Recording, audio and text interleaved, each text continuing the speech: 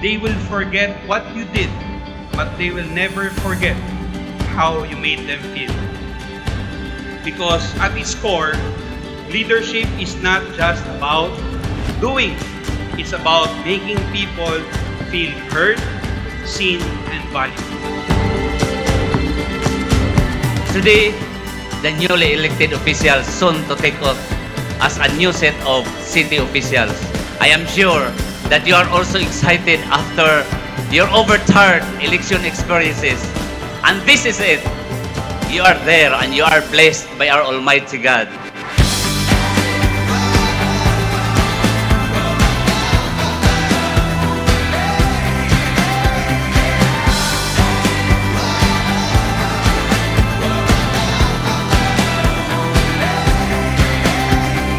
Only that we did this together, but we did it together along with 59,280 Surigaonons who believe in this mandate.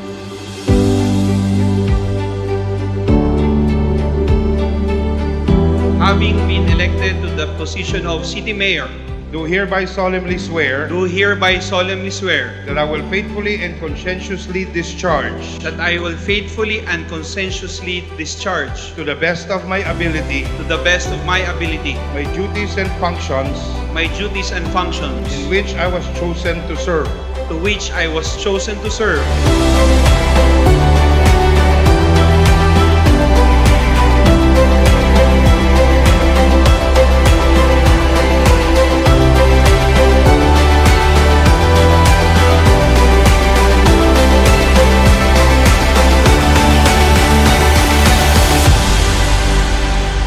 I have found purpose in serving you.